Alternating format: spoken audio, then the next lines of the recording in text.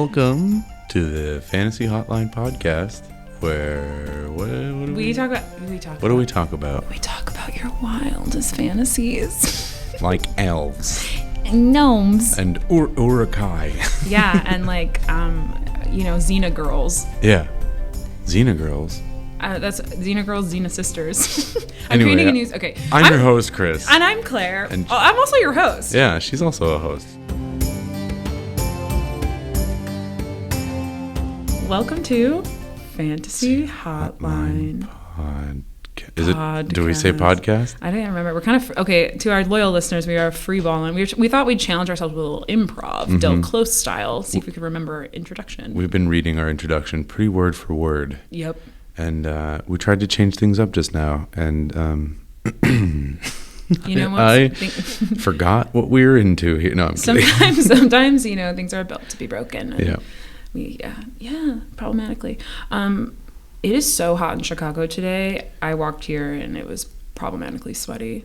Yeah, I landed here. Did you come straight from the airport? Kinda. I went home and showered. Oh, you're so kind. You're welcome. You're so kind. I did a new thing where I did a red eye. So God. And Ubers are crazy. Yeah. So I biked to the train. And brought my bike on the train and locked it at O'Hare. Oh my God! And it was fine the whole time. Yeah, because the bike lock is like basically inside of the airport, like in a hallway. Oh, that's amazing. Like no one's gonna take it. When you're at the bottom of O'Hare and there's those big long walkways, it's kind of right in there. So. God, okay. The last time I was at O'Hare, I was coming back from Wisconsin. I'd gone camping at Devil's Lake, and my friend was driving my car, who is not really that doesn't drive in Chicago, like doesn't know the expressways. Didn't like pay attention to Google Maps, which told us to go into O'Hare and turn around, but then she drove us into a parking garage. We had to go up to the 9th floor, go all the way back down, and then pay $3 to get out. You're like, this is the worst detour. I was like, so you're a midway gal now. I know, it's too far. Yeah, that is really far.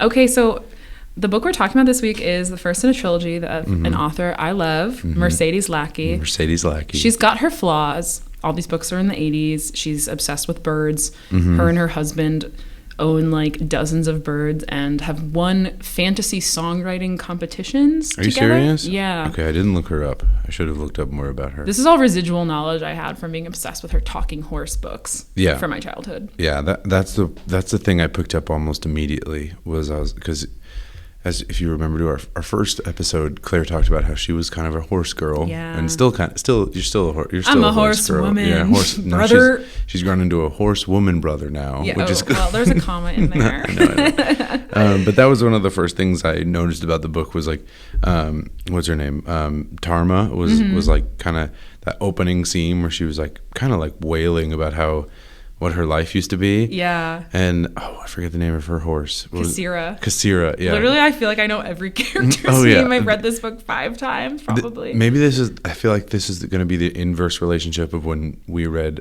Best Served Cold. Oh, 100%. Because I was able to keep track of every character and everything. But in this book, I was like, oh my, like immediately they're like, and Kassira and it was like so funny. They were talking about how Tarma was like, was getting courted by someone, and also Kassira was doing a little flirting with the hottest horse on the plains. I know. I'm like reading that. I'm like, what the fuck is this? Someone's like, not only was our girl getting it with Darren, like her horse is also getting it with the lead stallion. They were having crazy times. They're fucking horses, man. Like, chill out. It was so funny. I immediately was like, okay, Lackey likes horses a lot. Yes. She also has like so many books, and the characters cross-reference, like Tarma and Kethri show up in other books. I love that, which is really fun. It's really satisfying. It's the best feeling that happens in most of my favorite books. I feel like you're like, it's that guy. Yeah, you're like sitting in front of the novel alone in your apartment. You're like, yeah. Why can no one understand why excited this is? That feeling is why we started this podcast. Exactly.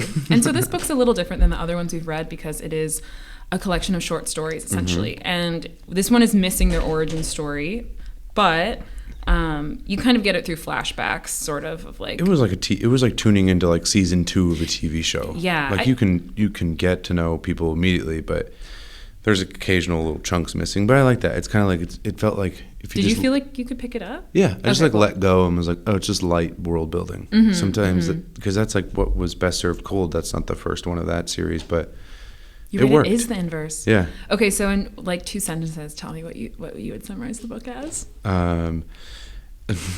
Two chums going, two blood oath chums going on a series of adventures and meeting out justice in wildly different forms and like with the mission of continuing their legacies against evil. I don't know. Yeah, that's pretty good. Yeah. I would say it's like the movie Crossroads, but with bloodshed. A lot too. Yes, so which kind of came out of nowhere. So it was like, and the horses were flirting, and then suddenly it's like, and then he sliced through. Yeah. I mean, I felt like the reason why I wanted to read this in the pod was when I reread it in the beginning of quarantine. I sat down, I read like so many of her books, and I was saying this before I started recording, but it's so familiar to me. I'm like, I'm cuddling up. Like reading the book felt like an old blanket, you know? Yeah. And the one what stuck out to me is this, how I didn't remember it being super violent, but like there's some scenes and like passages we'll read or whatever. Well, it's mature stuff from the get-go. Yeah. Like Kethri is sold to a pedophile, and that's chapter 1. Yes. And then like Tarma's entire clan was murdered, and she was like, rape is just like the third character in this book. Yeah, like, and that might be an 80s thing, or I don't know. I because mean, I feel like nowadays we're way more sensitive to that kind of stuff, and then they were just like, yeah, it's happening. Like, I know, it's like, it's interesting. I feel like also this is the most like inside the character's head book we've read, I think. Like rape is the third main character. I know. Okay, also like, I don't know, we don't necessarily need a trigger warning, I suppose, but if you've read these books, you know she loves it. It's a rape. A lot of this is like rape and revenge. Not every single one, but like some of them are. And so if you are sensitive to that, then maybe like tune out right now. Yeah. But we'll only be talking about it in the context of the book. So let's start off. Oh, crispy. Chris is hydrating. Keep it crispy, Pete Holmes. I've literally never watched Crashing. You shouldn't. We love fantasy novels. We hate Pete Holmes. Yeah, we love fantasy novels, and we're over Pete Holmes. Yeah. Well, I mean, he was like hooking up with like a hot 20-year-old in the show, and I was like, can't wait not do this. Yeah. You're the size of a refrigerator. He's so big. So, story 1, Tarma and Kethri have been soul bonded after they teamed up to take down the bandits that killed Tarma's clan. And they need to make some money before they go back to the plains and like meet Tarma's remaining like extended family. And it basically starts, and Tarma's like, I didn't think we'd get my revenge done, but we got it done. Yeah, she's and like, now what do we do? Yeah, she's like, well, I was gonna die. Yeah. So what the hell? Yeah, loved that. That was very cool. It's kind of a fun question. And then we kind of get to know more about Kethri, because like you said, she was sold as a child bride to a rich merchant. By her brother. So rough go. Yeah, and the rich merchant, she was not an adult. with his gold merchant. Yeah. He basically has a thing for prepubescent girls, and he's so rich that he's kind of like the Jeffrey Epstein of this town that everyone knows, but no one stops him because he's like funding everything. Yeah. So everyone's like, yeah, it's like turn the other cheek. It's like how the Guggenheim sold, well, I just want to say this fact. The Guggenheim was selling Jeffrey Epstein paintings for like tens of thousands of dollars, like under value, and like when? Just when he was alive. The Guggenheim's like a massive museum. Yeah. Okay, sorry. But why were they sell? Just because he was just like, I'm like a cool rich guy, and I like know Bill Clinton. So they're like, we'll sell your stuff. Yeah. Could he even paint? No. They were selling him paintings. Oh. He couldn't. They weren't selling Epstein paintings. I thought they were selling Epstein that originals. That is so funny. I was like, could the guy even draw? Yeah, he's bad at drawing too. So they decide, like, we're going to go undercover to this little town. No one will recognize you. They immediately pretend to be lesbians, which, hell yeah. Tight move. And then the guy guarding the gate's like, also, I'm gay. Come on in, ladies. Yeah. Very cool. 80s. Yeah. Hell yeah. Mercedes Lackey is woke as hell. Yeah, she's progressive. And then they're recognized immediately. Yeah, I think it's fun because these are all like short stories, right? But where you got like you cut out the like, how did this happen? It's just like new scene, and it's like her brother's like, "Fucking Catherine's here, dude. What are we gonna do?" And they're both big bitches, and they launch a plan, and it's immediately foiled.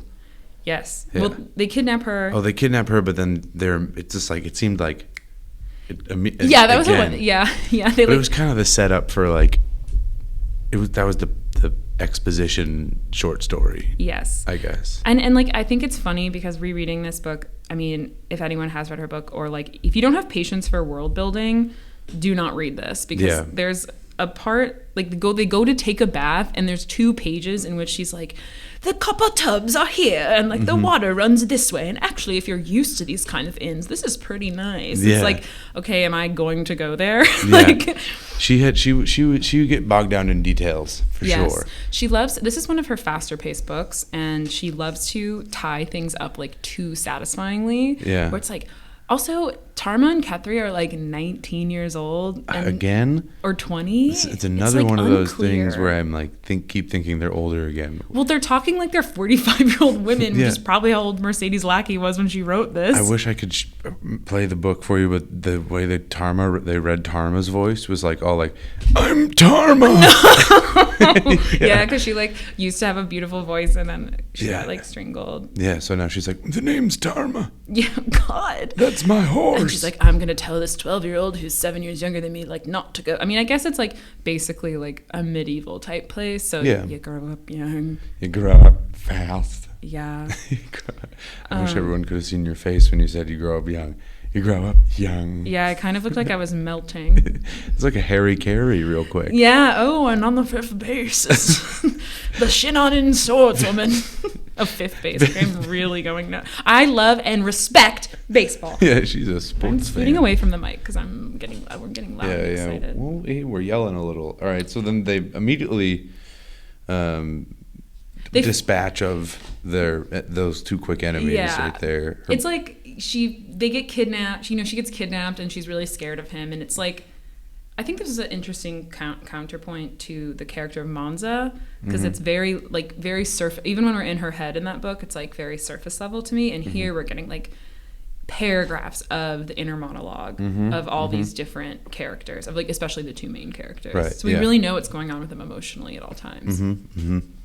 Agree. Yeah, and she has a big moment where she's like, "I'm not helpless anymore." I know. I was kind of like, oh, this isn't how it worked, but whatever. Yeah. This isn't a novel, so I can fucking relax. Yeah, and so, she's got spells. So yeah, that's true. There's it's a little unrealistic on a couple levels there. Yeah, like what is wrong with me? This is why I like have a hard time watching movies because I'm like, that wouldn't. Like my roommate puts on Grey's Anatomy and like someone's getting a divorce while they're like doing a heart transplant. I'm like, this would never happen. She's like, it's a TV show. It's a TV show. Please shut the fuck up. This would never happen. They have a soul bond. Yeah. That I can believe. To a sword. Chris, that happens every day. Her ancestors come and sword fight her at night. Yeah, see, this is what I need I'm like operating I like the world building's gotten to me and I'm like, I know the laws of this land. Yeah, I was struggling a little bit. There were moments where I had to go to the wiki or whatever. Oh yeah, I forgot that I've read like every single book she's ever read. But it was cool. Like she definitely has like there's a lot of magic. There's like there's a lot of sources of magic. Which was cool. Like Tarma has like I don't know what her magic you'd call like the goddess bond. Yeah, like that's right. The goddess bond for all of her ancestors, and then Kethri is just like a witch or wizard. Yeah, you know what I mean? She's like a sorcerer. Sorceress, but she was like classically trained from the White Wind School. I was gonna call it the White Feather School. That's close. Yeah, that's pretty close. White Wind School, and yeah, those guys are cool. I like their whole vibe, where they're like, look unassuming, like we garden, and then everybody. It's cool. No one knows how sick we are. I almost felt like the world she builds is so fun to go back to that maybe that's why I like the book so much. Yeah. But these 2 are my favorite characters. Mm-hmm. Do you want to move on to the second story? Sure. Well, the second story is pretty straightforward. Yeah, it's like they just go back to her clan, right? Yeah, that one like barely was a story. Yeah, but they're like, this place is beautiful, and then we get introduced to like the third character, Whirl. How does he talk in the book on tape? Kind of like he talk like a dog? Like, I'm following the blood smell. So like Sean fucking Connery. Yeah, the blood smell is up ahead. This is why, like, I'm but a wolf. That's why it's hard for me to read books or listen to books on tape, because I like can have it in my head, and then hearing them talk like that, I'm like, God. The annoying part was Catherine, because the Did you talk like this? No, she just would be like, and then Catherine said, "Hey, that's not okay," and then Tarma was like, "Oh no!" Like Catherine was just the narrator's voice, and like, that's so funny. Yeah. But I'm learning so much about the audiobook world. I love audiobooks. From you. They're the best. This book, though, I will admit, so I was traveling, and I think I slept through story 3, and then was just like, I don't know how far I need to rewind. I'm just gonna go to story 4. I slept through part of the book. That's okay. That's the flaw of an Audible. You can't really sleep through normal books. I was at a friend's house this weekend. It was like a small birthday gathering, and there was a guy there I didn't know. We'd like gone to high school together or something, and his phone was like making noise. I was like, "Hey, dude, your phone's making noise." And he's like, "Oh, that's my book on tape. You can just leave it." I was like, "What?" Like, what? Absolutely crazy. He's like, "I'll turn it off," and he like didn't turn it off, and this phone was just like playing Oath. It was also called Oathbound. The Oathbound. I was like, "Are you?" What is that book? But it was a different book. But moral of the story is, people are insane. Okay. So we kind of get the thread in the third story of like Tarma being overprotective of Catherine, right? And we kind of see the sword need. I like how she wrote this book with all these like limitations. Like it's like, okay, you have this cool sword, but like it makes them go save the nearest person in need. Yeah. Or like basically they're damsel. They only rescue damsels. I feel like. Yes, only damsels in distress. It's the damsel sword. It's the white knight sword. Yeah. If they were guys, they'd be so freaking canceled by now. Yeah, just freaking done. Are you kidding me? They're white knighting everyone. You're like strung up, about to be burned alive, and you're like, wow, a social justice warrior. Really great. What are you? Just burn me. Virtue signaling. Yeah, you're virtue signaling. What are you hiding? With your goddess. What have you said? So yeah, that part that kind of we get to know more. Through. Yeah, we get to know more about soul bonding though. Yeah, it's cool. And this one you slept through. No, I remember Lady Miria. Actually, weirdly, like when they were, I was just like, what's going on with me? Because when she's like, your brother is like, his horse like foundered and he's like running here. I was like, oh my God. And like got emotional. I was like, her brother. Did you have a couple moments like that through just like nostalgia? Like, yeah, I think so. Mostly it was this one. I mean, I think there's like some novellas that are really hardcore that are great about them. I think that's a train. Mm-hmm. Okay. Mm-hmm. The last 3 stories is really when things like kick the fuck off. Yeah. Oh yeah. With the Thalkarsh? Yeah, Thalkarsh. It is so funny to Thalkarsh or read fantasy novels and then have to say the fucking names out loud. Well, this one was some tough names, like Talisadrine. Is that how they say it? I was always like Talisedrin. Talisedrin? That sounds like some Midwestern pronunciation. That sounds like a medicine. Talisedrin will cause constipation. As a side effect. Yeah. How did they say? Is it Shinayin? Yeah, Shinayin. Shinayin. Okay, yeah. I was like giving it no long vowels in my brain. Shinayin, Talisadrine. What were the other books? Like Morndelf. Yeah. Okay, that one I got, Chris. Yeah, that was pretty easy. So Thalkarsh is like this horny demon who wants to kill all the women because he wants to basically like fuck them and then torture them. Yeah, he's real bad. He's a bad guy. He's a bad guy. He's no good. They talked about it, it's like he quite enjoyed coupling with human women. I'm like, Jesus, fucking put him down. Like, I know. Get this guy out. Like, and then, anyway. Sometimes her discussion of like it's weird. It's like the way she talks about like sexual violence is almost like it gets a little repetitively oppressive. Right. I would say. Yeah. But do you think that came from like, this is going to sound, I don't know how to ask that. Like, she's in the 80s. Women were more oppressed there, back then. So do you think she was like writing?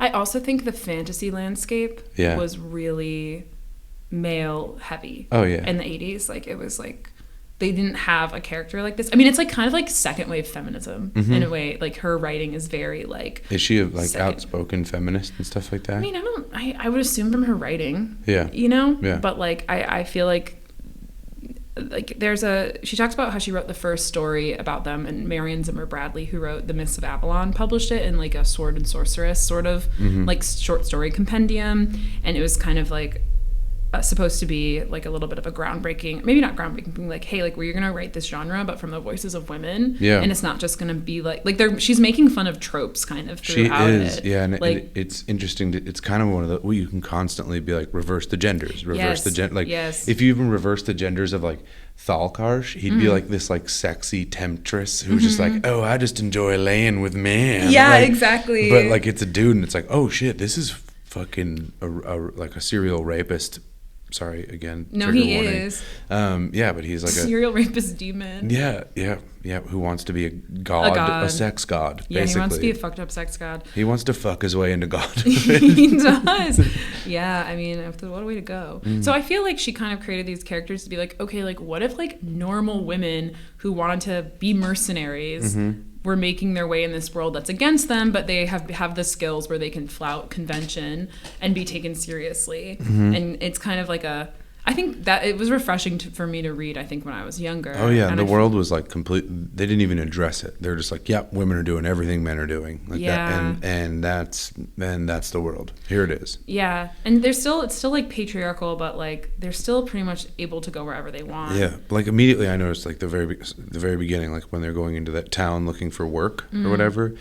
He's immediately like, we could get you work immediately, sword woman. Like, and like, so it wasn't like a lot of other books to be like, well, what's a wench doing getting a whorehouse? Broad with a sword. Yeah. Oh, is it a broad with a sword? Yeah. Right, Papa. Okay, I'm going into Love Island mode now. That's our other pod. Yeah, other podcast. Actually, it's me. Just if you follow me on Twitter at OKClaire, every 15 minutes I'm busting it out about Love Island because I've become fucking addicted to watching it. It's sickening. Oh no. I love it. I'm like, I want to go there, but also if I had nothing to do in an island and you're like locked up and all you can do is wear a bikini and like gossip, you'd see me in like a tree after 2 weeks. Like, yeah, Claire's like not really coupled up with anyone. Yeah. She has gone insane. Yeah, but she's been talking to the coconut. Yeah, she's like journaling with her own blood on the wall. Like I'm really bad at doing nothing, so I'm kind of surprised that hasn't happened in that ever once. We're like, well, someone lost their mind on the Love Island and threw poop at everybody.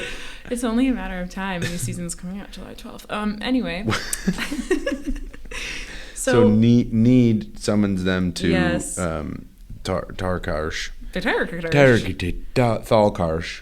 And this is like their kind of big test where they're like, okay, if we take this demon down, we can like, we'll get a lot of like, you know, rulers and stuff will want to hire us. Like we're going to make our mark. Yeah. Oh, and they have a wolf. Oh yeah, and they have Whirl with them. Who Whirl was that kind of? I felt like Kethri was like, "This is my wolf," and the wolf was like, "I'm actually Tarma's wolf." Yeah. It's like you got a sword that doesn't talk to you and gives you a headache when you won't help a girl out. Yeah. But I'm gonna go cuddle with Tarma. Yeah. I know you need an emotional support animal more than anybody. Yeah, Tarma's like Tarma also saw her whole village get killed. So. They both have heavy PTSD. Yeah. They get healed in like 2 seconds. So there's a giant wolf there. Well, I guess a normal sized wolf. She is inconsistent with these details. She kept being like, he's so big, his shoulders are up to her hips. I'm like, that's the size of a wolf, normal wolf, probably. And then in the beginning when she introduces him, she's like, he has a wolf but has like cat claws. And it's like, the most massive beast was eating sausage in the cavern. Like, it's like, oh, that's just Whirl. It's just Whirl, the cat-clawed wolf boy who's pretty average sized. I think she has a bad habit of like making her character's skills like perfect for any situation in a way that's like incongruous with how they're introduced. It's like Whirl's so big, but when we walk around at night, he can actually like kind of be really small. Yeah, and you're like, what? I know. That is a criticism that I had a little bit. I was like, it feels like you never thought they were going to really lose. Oh yeah, like 100%. They weren't just like winning; they're like kicking ass and taking names. But that's also cool, and that might be something from like the point of view of like what we were talking about. Like this is a book about women fucking kicking the shit out of everybody. So I agree. Yeah, because like Need is kind of like a get out of jail free card. It's like, oh, it'll protect you from magic, like literally any fucking magic, and fucking like help you fight. So it's kind of like, of course they're like invincible and give you sweet new missions all the time. Yeah, Need's just like, I'll point the way. She does some annoying shit in some other books, but it's kind of fun. Really? Yeah. Well, anyway, so they banish. What's they fucking knock it out in like 10 pages. They destroy this demon. They get a bunch of gold. They like they sneak into the temple by knocking out 2 like girls that are going there wearing like nothing but like veils and jewels. Yeah. And then like Catherine's like, yeah, I'm gonna let the guard feel me up. You go ahead. Come on in. Yeah. And he's like, yeah, you guys can go in. You got nice tits. Yeah. By the way, they've got great tits, which get them in places. Yeah. She's always like, Catherine was so earthy and beautiful. Yeah. Tarma was ugly as hell. Yeah. It's like, damn. But Tarma got strangled and flat, sexless. Kept calling her sexless, which is fine. Okay, but, well, like, when she bonds to the goddess to seek revenge, that like she becomes asexual. Oh, okay. Yeah, and that's part of her oath. And she doesn't. They're like, and she doesn't miss it. She's like not like a priest. Yeah, and she doesn't. She can't have. That's one of the deals with when Kethri like binds with her clan through the blood oath, but also the clan's like bloodline will continue through Kethri's. Kethri's about to. Kethri is gonna get birth. She's gonna get preggers. Yeah, that she's basically like, yeah, I'll have kids and they'll go live in the clan or whatever. Mm-hmm. She's got her retirement all figured out. I know. It's kind of like, that seems nice. She's got a 401k. Yeah, she got a 401k in horses. Something that in my hot, job. Sexy, flirty horses. Yeah, and the horses be fucking. And ultimately, when I asked my job for a 401k in horses, they said, it's money. No, you have to have a money 401k. Yeah, you're going to have... Actually, we should be paying you a lot more money to have that. You'll get it. You'll get a horse 401k. So I feel like the next story... Horse 01k. Horse 01k is when Mercedes Lackey goes very violent. Oh, with the bandit, Lastel Longknife? Great name. Great name. And... Do you think he was given it at birth? Or did he give himself that name? If you name your kid Longknife, I mean, maybe it's like a family name. Yeah. Yeah, they got like the longest knives in the village. Me dad before me was a bandit too, and his father, and they were all killed. They were all killed this shit by 2 women, actually. Yeah. So I feel like, well, also, this is like a classic fantasy story. Like we see them from the merchant's perspective, and they're like being good cop, bad cop. Grumio. Yeah, the jeweler. Interesting name. Like, kidding. Oh my god. We get mind magic introduced. Yeah. And yeah, I thought this one was really fun because it had like a little song going through it. To me, this is like very like sword and sorceress, like classic fantasy tropes. They're using illusions. They're using magic. There's literally 2 sword fighters going to take on like an army of bandits, and it's like no problem. Yep. Yeah, I highlighted a section of this where it's over. They've killed all the bandits except Lastel, and Tarma is supervising the cleanup. And the quote is, "There has been a good deal of stomach purging on their part of the other people, like the normal people who survived. Yeah. At first, especially after the way Tarma had casually lopped off the heads of the dead or wounded bandits. So she's just going around executing everyone." Well, that's pretty Mongolian of her. It's true. Yeah, I feel like she's like from the plains, like a tough area. Well, not the plains. What do you call them again? Talsadrine. Yeah, they are from the plains. Yeah. So yeah, I mean, she's from a rough area. Yeah, and no one's saying this is weird. Well, and she's also seen some shit. I feel like... She's like, fuck bandits. Yeah. They are scum, and I will kill them all. Oh, yeah, that's a big thing for her, too. That's who killed her whole family, were bandits. Yeah, she out on bandits. She out on bandits. And then Lastel meets a pretty... yeah, this is like, we need to talk about this. This is really fucking insane. Yeah, he do you want to say what happens? No, you say it. I don't feel Chris I don't want Chris to. is protecting himself. I'm trying not to say the R word. Yeah. Yeah. Here we are with our 3rd character in this book. So they decide to punish him by putting a permanent illusion on him to look like a woman and feel like a woman, and then they send him back to his compatriots. Essentially to be raped. Yeah. Like they assume he will get raped and die. Yeah. And they're like, Bye. Bye. Have fun getting Ard to death. Yeah, it's like really Fucked up. Yeah, but at the same time, it's kind of like she's that there is like a big analogy to like you're gonna look like a woman and get to experience what plenty of women throughout history have had to go through that because of you fucking bandit, like lawless, like brigand people. Yeah, so it's like an eye for an eye, like Hammurabi's code. But yeah, it's gnarly. It's so gnarly because also the characters don't dwell on the emotional impact of it at all. No, they're very like, we did this and it was the right thing. Yeah, and we're on to the next fucking short story. Yeah, like it's really short. Like there's these violent bursts of action, but it's like very short. Were these all published separately? Yeah, and then they put them together. That makes sense then. Yeah, I should have told you that. I'm that's sorry. probably why. No, it's fine. Okay. I looked. That's why but that's why they weren't dealing with any emotional baggage. Yes. It wasn't like, oh, we need to have between times. It's just all beginning, middle, end, end, which is cool. Yeah, it's fun. It's like, Halloween candy. It's fun size. You can read this in chunks, but it also it's making recalling it. Like I feel like the ends but anyway, it's making my recollection because it was just like.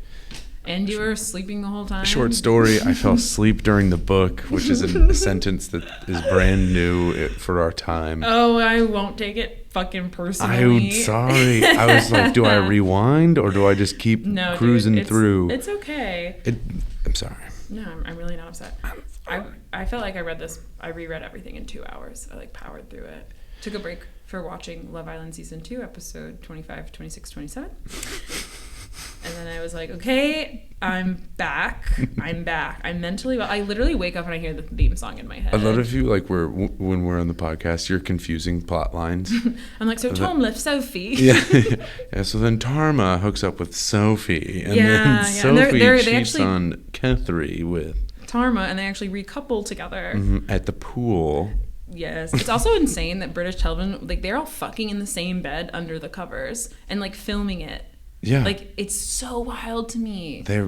I remember watching that show and when I was like over there, all bored and like in the hotel and was just like, what's this show? And then within 15 minutes I was like, where are we on a marathon? I hope we're on a marathon. Yeah, this is the best show I've ever seen. They must have like 15 editors working at all times, like combing through the footage. It's great. How do you audition for that? You just have to be hot. Yeah, that's it. I think a lot of people are like, oh, I tried to be a reality star before, or like I'm an aspiring actor or whatever. I'm a butt model. You're a butt model? No, that's how you would get on. That's how I would get on. No, that's one of the people. It's just like I'm actually a butt model. It would be fun to see with like regular ass people that like like aren't models. Yeah, with their shirts off and stuff. Yeah, there's like Normal People Island. Okay, Love Peninsula. Love Marriott Hotel. Yeah, it's just like really downgraded. Love Lakeside Inn. Love Wisconsin. Yeah. Dells. Yeah, anyway, that's just like I become obsessed with the show, and you know what? It's just as much fantasy as the books are made. Because it's not real. Because it's not, That's not how love works. And it will trigger your mental illness if you go on that show. Chris is plucking a hair off of the mic. Silently though, no. Yeah, you did a good job. I was impressed, but I had to narrate it because kind of inspired by your dexterity. I would have punched the mic as everyone knows. We haven't headbutted the mic today. No, but don't test me. Who knows? It'll be a tough one. So the next basically callback now. To Thalkarsh. With Thalkarsh, he turns out he liked the abyssal plane or something? No, so they're saying most demons are like pissed off because they don't want to be like in the normal world. They're like, oh, you dragged me all the way here to like do some annoying shit. Like, right. I just want to kill you and go home. Oh. Thalkarsh is like a fucked up demon because he's like, I want to fuck humans. I want to be a god. Blah, blah, blah. Okay. So that's why he's like a perverse demon. So he comes back. Because Lasta Longknife, who survived, summons him with the help of like, a mage. Yeah, who's like addicted to drugs. Mm-hmm. And brings back, quote, Kethri's greatest enemy, Thalkarsh, the fuck demon. The fuck demon. So he's back with not just, he doesn't want to be a god, he also wants to fuck Tarma and Kethri up. Like, he's revenge on the mind now. Yeah, he's not. He's like, I'll be a fuck god later after I kill these guys. And then they... And, well, I think it's fun... well, not fun, maybe, but Last a Long Knife does it because he says, I'll give you your true body back if you help me lure the sorceresses in. Right. Oh, yeah. Or no, he goes, I'll change your form to something that will help them. And he changes him permanently into a woman. Oh, okay. So he's like, then need the sword. Can't attack. And then Thalkarsh is like, but this is how I want to fuck you, bro. And Last was like, no, I hate girls. He's anti-girl power. And then they big old showdown. Yeah, so Tarma and Kethri kind of have it out because Kethri's like, you're overprotecting me. And Tarma's like, no, we should get help. That Thalkarsh is bad. Yeah. Where are these voices coming from? I'm absolutely losing it. Well, remember, Tharma's more like, no, that was bad. I'm just trying. I can't lose. But Tarma's coming from like a good. She just can't lose any more family type figures in her life. I agree. She can't be alone like that. And I feel like that was another thing. I feel like her vulnerability was shown like in that very first chapter, and then from then on, she was kind of like this like. They aged like 300 years. Yeah. She was like crying almost in the beginning. She was like, I wish I could go back to my... And then she was like, I'm fucking Tarma and I'm tough as fucking shit. Fight my ancestors. Yeah, oh my God. That was so cool. Yeah, I mean, I guess because it's a collection of short stories, they're all kind of like fully formed, like you said, which is like, you see it longer. I mean, I keep referencing the other books, but yeah, no, it's very valid criticism. So this is my favorite scene. Personally, I hated when they leave the hotel. This is what I'm calling inns now. They're hotels. They leave the hotel to go track down the demon, and it's like 15, 20 pages of like annoying shit of them like creeping through in whorls, like 18 different sizes, and I'm like, this is fucking boring as shit. Smelling all different smells and like, where are you going? He's following the blood smell. Yeah. Oh, look, there's a bunch of death here, and they walk into a trap, and it takes so long to get there. And it was really boring to me. Because he's going to put him to sleep or something like that. Yeah, trans dust. Yeah, and then will you talk about the violence, the violent ass fucking scene? Okay, so I feel like this. Well, this part. Okay, so Tarma, basically they get trapped, and kind of Tarma's mind is removed from her body, and then Kethri gets body switched with girl Last a Long Knife. Yeah. So that Thalkarsh now has her mage talented body with Last a Long Knife spirit in it. All is lost, but then... See, can you see why I'm telling you to explain this? Because I was like... I see. Holy shit, what I'm so... I like... This makes sense. And listening... This is when listening becomes worse than reading, because reading is so much easier to go back and be like, okay, I'm going to slow down and I'm going to get the match. But with listening, I just kept having to be like, okay, rewind 30 seconds. Yeah, that's so annoying. I wouldn't do it either. Yeah, so I gotta... I feel like I had to reread this too. I feel like I have to maybe pick and choose. I mean, I need to like ask you on your recommendations, like how heavy magic are we dealing with here? Because heavy magic stuff, I would be like, oh my fucking God. I'm like, all right, I gotta go back. Yeah. Sorry, continue. No, it's okay. So, I just thought kind of the reason why I wanted to put this book overall was because of that next part where it's just so fucking violent. Yeah. I reread it like 3 times. I was like, wait, what? So Tarma is like, also like, Thalkarsh is like, look how hot I can make you. And he gives her like perfect tits and ass. He gives her a BBL. He's like, yeah, I'd fuck me too. She gets a Brazilian butt lift surgery in the abyssal plane. She's waxed all over. Yeah, and she's like, what the hell? But she can still fight. She comes back to her body. She can still fight. And she recognizes that not only when she's been out of her body has Thalkarsh been fucking with it, these other guys essentially assaulted her. And she's like, I'm about to kick their fucking ass. And the quote goes, she gathered herself carefully and sprang at the nearest, taking with her one of the heavy silken hangings that had been nearest her. Okay, interesting choice of using nearest multiple times. Nearest. She managed to catch him by surprise and tangle him in the folds. She blah, blah, blah, blah, blah. She stabbed down at him, taking a fierce pleasure in plunging the dagger into him again and again until the silk was dyed scarlet. A fierce pleasure. Yeah, so she's like, stabbing this guy to death, absolutely loving it. Yeah, but I mean, I also get it too. It's fun. He's the worst. He was like, so, I mean, he... Yeah, see, this is why I like it, because she lets her heroes take like really violent revenge against the people that have wronged them and doesn't make them apologize for it. It's vindicating, and no one has to... I feel like that's I agree. Like there's so many points... so many books, they do horrible things to horrible people and then they feel bad about it for some reason. And in this one, they're like, fucking horrible shit's happened to me. Fuck and you. I'm going to get rid of horrible shit in the most horrible way I can. Like, I know. I think that's what I like so much about it, is that she does not expect, like, she doesn't have her heroines, like, lose their minds over their morals all the time. Yeah. They're like, we live in a fucked up world and this is what happens. It's brutal. So at the end of the scene, she's killed like all the others. And then she goes, Tarma had taken a torch and set the trapped alkalite aflame, laughing wildly when he tried to free himself of the entangling folds of the silk coverlet and succeeded only in getting in the way of those that remained. So she stabbed him and now she is burning him to death while cackling over his body, which is like great. Yeah. I was like, yes. Pretty big ending though. Fireworks. It was just so. Oh, then she later gets a sword she's like, she basically is just like, ooh, this sword is cool, and then she cuts 4 people in half with it in one go. Just a quick test swipe. She's like, this is good. Come here. Let me try to cut you guys in half. And then she's like, the remaining opponents stumbled over the disemboweled bodies of their comrades. It's like, yeah. So I'm trying to go to find my notes on that last part. Anyway, it goes nuts, and then there's kind of like a weird body switcheroo, like, she'll violate her oath to this and her oath to that, and like, but you know, it ends up being chill. And then what I think is really funny in the end is how Thalkarsh gets trapped in the female Lastel's body, and then like sentenced by all these priests who are like, we're gonna preach good stuff to him and until he's like good, and we're gonna like that's the theory of our order, until he's not a fuck demon anymore. Yeah, exactly. Do you think that it's, again, I feel like it's just, again, like another lightly veiled analogy of like, it's just, this whole book feels like it's just, well, it's revenge after revenge after revenge and revenge for revenge's sake and stuff like that. With sorry, I cut you off. No, keep going. No. I was gonna say,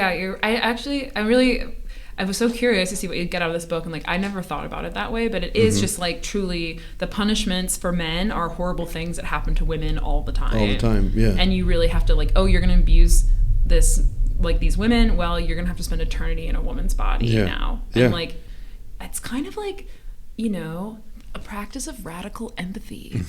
It feels weird to play marry, fuck, kill with these people. Oh my god. You like say that really like deep stuff and I'm like, okay. Yeah. Marry, fuck, kill. Marry, fuck, kill. Oh my god. Well, okay. Did you like this book? Yeah. Okay. I did. Heavy world building, tons of magic. Yes. My regret was listening to it versus reading it.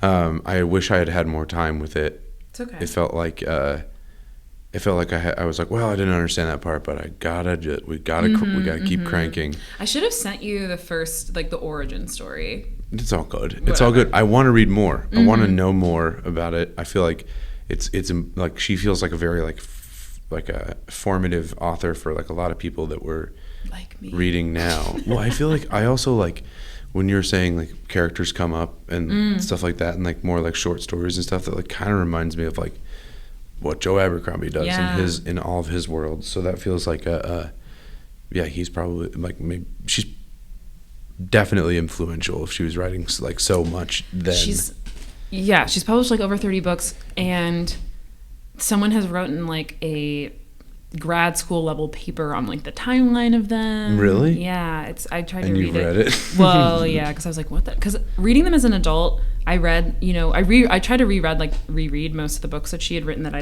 remember liking, and there's massive inconsistencies sometime where it's like, oh, this character is like very cool and normal, and like he's really like a thief character, and then in the next book he's like acting like, she doesn't keep consistency well, right? Because sometimes she's writing these books like 10 years apart, and then you're like, well, like, why did you take this character that I love and make him like an absolute loser? He's like acting in no way like he has in any other book. Who are you specifically thinking of? This guy named Skiff, different character, he's a cool thief. And then there's a series of books that nothing happens for like the first 3/4 of the book, and the last quarters where all the action happens, and I was like, how did this get published? Right. Yeah. Like, it's like all world building and being like, our family eats dinner like this, Yeah. and this is how mail happens in like the Palace of Valdemar. And the horses haven't had the food they've preferred for quite some time. And I'm just like, I don't care about dog training. Like, God. So it's like, I think as she got older and more into the world, it was like, I imagine for an author, like, fun to just flesh it out rather than it was to like tell a story. And also, one of the books, like in this trilogy that I'm talking about, like the son of one of the characters like helps take down an evil mage, but he does it by pretending to be like incredibly intellectually disabled and being a dog boy. And so it's like, yeah, dog boys were like, the more special they were, the better people thought they were with dogs. And the like littler he had to pretend to be able to talk. And it's like not PC at all. Yeah. And it's like, oh yeah, this 80s. was written in the 80s Yeah. because your main character is pretending to be like a disabled child who can't talk to like it's like Rain Man, Yeah. you know, but with animals. When did you first pick up the books? I started reading the Arrows of the Queen was the first series when I was in 5th grade. Do you think that's our target audience? Like, it seems like that for that series, yes, because it has violence in it and assault, but like as you get to later books, which makes me think like the younger ones are like, you know, oh, it's like a 12-year-old girl who dreams of like, you know, running away and then she gets rescued by a magical horse. You know, it's like my bread and fucking butter at that age. I was like, and that is kind of where I relate to her. And where is my magical horse to rescue me? Yes. Get me out of Evanston, please. Yeah. So I think, I mean, it's definitely a nostalgic read for me. Yeah. Oh yeah. But it felt like I could. I was thinking about you. I was just like, this is your favorite book. Every time anything happened, I was like, this is her favorite book. This is her favorite book. This is Claire's favorite book from childhood. No, okay, from childhood. At least give me that. Yeah. But it's like, I don't know which book I would compare it to for me. Well, it's also hard because it's like, really, it's a collection of short stories. Yeah. But it's fun hack and slash, basically. Were you like reading these while people were reading Harry Potter and you're like, you guys don't even know I was reading what both. Real fantasy is, actually. I was definitely reading both. There's fuck demons in the books I'm reading, so like cool basilisk, but yeah, and like me and my friends are writing those like horny Harry Potter stories Oh, that we yeah. talked about before, so like clearly it was having some influence on me. Oh gosh, yeah. Maybe, I don't know. Now we're thinking about it. Did Harry have some pretty cool horses in your guys's? No. No. Okay, so kill, fuck, marry. I feel like Any and all characters. Okay, all right. I was about to say. All right. Well, I think I would marry Tarma Yeah, she's cool. because she's just like She'd provide for you, she'd Chris. be a provider. You know, she'd be my rock. They keep talking about how hot Catherine is. Yeah, I'd want to fuck I feel Catherine. like, and yeah, so Fuck Catherine. I'm gonna fuck Catherine. Yeah. Feels hard to say, knowing her past, but I don't She's want. a horny, earthy Listen, woman. I would fuck her, but I'd be like so nice, you know. I wouldn't just Chris, hit it and quit it. Oh my god! You know what I yeah, mean? you'd be like, I will give my seed to Yeah. restore the clan. Yeah, I'd be like, this is for the clan, all right. This isn't just a one night stand Oh thing my for me. God. This is for the clan. This is for the clan, But I don't want to baby. marry you because I'm with your best friend Tarma. Yeah. But she gave me permission to all right, never mind. Okay, poly vibes. Yeah, we'd be poly. And then I think I would fucking kill, but what's his name? The demon. Yeah. Just because. Satisfying to kill him. Yeah, because she made him so bad. Yeah, he was just so evil. I think I would. Well, I love Justin and Econ, the like two guys that randomly show up. They're I'd fuck one of them. the inn owners. No, right? They were like they help them in the Morndell thing, but they're just staying at the inn. Oh, okay. They're Yeah. just fellow mercenaries. Yeah, and they're like, Okay. we respect you. Teach us sword fighting. Oh yeah. Okay, They're Tarma cool. was training them at the very Yeah. beginning. That was like her job. Yes, I'd probably fuck one of them. Yeah. They're kind of, the characters are so nondescript on each other. I'm like, Yeah, but they're like you're a so set pair. they're respectful. Yeah, All right, so you're they having a seem threesome cool. with those yeah, two. Okay, I'm having a threesome with them. Cool. Actually, maybe I'll marry both of them and fuck Catherine too, and then I will kill. I mean, I'm trying to think of who else other than Talkarsh. I guess kill him. No, you know who I'd kill is the lady in the beginning who was like, "You can't have your clan back," because that was mean. Oh yeah. She's nexted.